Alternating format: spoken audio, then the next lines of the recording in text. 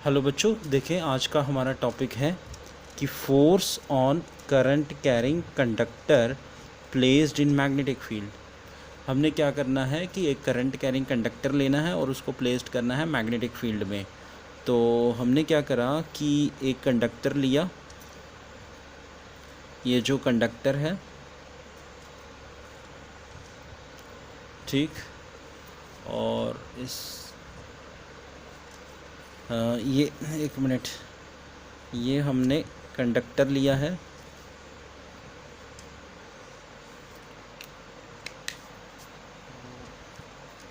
इस कंडक्टर का ये जो है ये क्रॉस सेक्शनल एरिया है, इसको हम बोल सकते हैं क्रॉस सेक्शनल एरिया, ठीक। और इस कंडक्टर का ये क्रॉस सेक्शनल एरिया है, यहाँ नहीं लिखेंगे। और इसके एक्सिस से क्या है, करंट पास हो रही है। इसके एक्सिस से क्या है, करंट पास हो रही है, यानी कि पी क्यू ये कंडक्टर है और जिसकी लेंथ क्या है, एल, जिसकी यहाँ से लेके यहाँ तक लेंथ क्या है, एल लेंथ है, ठीक है। और इसको अब हमने रखा यूनिफॉर्म मैग्नेटिक फील्ड में। जब हमने इसको यूनिफॉर्म मैग्नेटिक फील्ड में रखा तो मैग्नेटिक फील्ड ये नॉर्थ हुआ और ये साउथ, मैग्नेटिक फील्ड नॉर्थ से साउथ की तरफ जा रही है। और वो जो मैग्नेटिक फील्ड है उसने इस कंडक्टर के एक्सिस के साथ क्या एंगल बनाया, थीटा एंगल। एक्सिस के साथ क्या एंगल बनाया, थीटा एंगल, ठीक है। और करंट कहाँ, पी से क्यू में फ़्लो कर रही है और जो इलेक्ट्रॉन में ड्रिफ्ट वेलोसिटी है वो इसके अपोजिट है, ड्रिफ्ट वेलोसिटी क्यू से पी की तरफ है। तो हम ये मान के चलेंगे कि ये जो कंडक्टर है, थोड़ा सा इसका थ्योरी पार्ट लिखना चाहें तो लिख सकते हैं कि हमने ऐसे मान लिया कि स्टेप में मानना है तो स्टेप में मान सकते हैं। स्टेप फर्स्ट करके आप ऐसे लिख सकते हैं कि let us take a conductor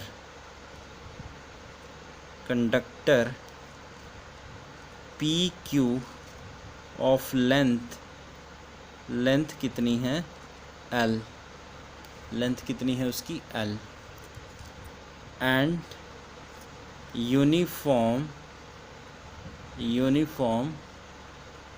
area of cross section, uniform area of cross section, ठीक है। लेट थीटा क्या है, लेट थीटा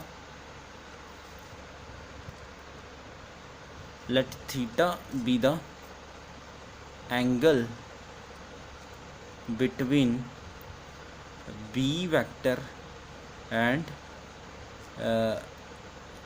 करंट, ठीक है, करंट में है। और now the current flowing from P to Q, current कहाँ से कहाँ फ्लो कर रही है, P से Q, but the motion of charge minus E electron from कहाँ से कहाँ है, Q टू P की तरफ है, उसका मोशन उसके अपोजिट है। तो इस तरीके से हम बोल सकते हैं,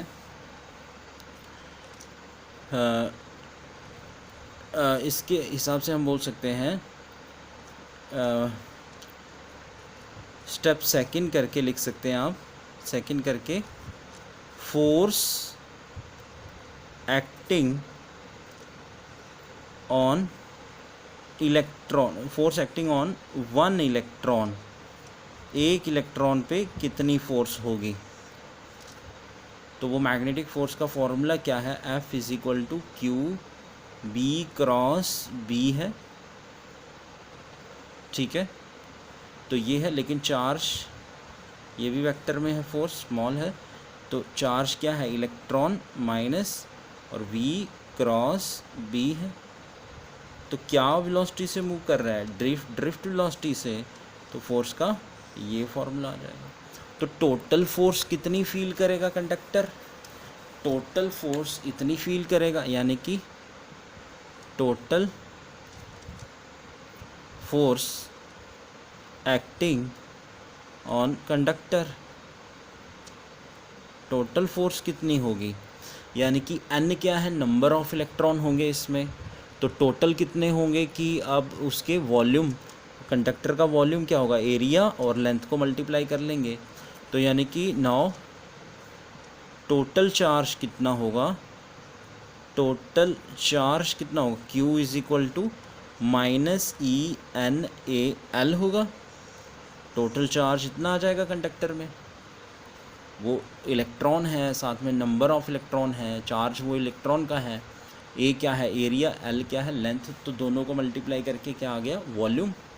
तो फोर्स कितनी होगी, टोटल फोर्स का फॉर्मूला क्या होता है, F is equal to Q B cross B के इक्वल होता है, ये फोर्स इतनी, इसमें रिप्लेस कर लें तो ये Q में क्या आएगा, -E_NA_L, और ये ड्रिफ्ट वेलोसिटी है तो V क्रॉस B, ये D, तो स्केलर की फॉर्म में, ये तो वेक्टर की फॉर्म में है, तो स्केलर की फॉर्म में क्या आएगा, स्केलर की फॉर्म में अगर लिखना चाहें तो इसको ऐसे लिख सकते हैं, F, ये तो ऑलरेडी स्केलर में है, तो -E_NA_L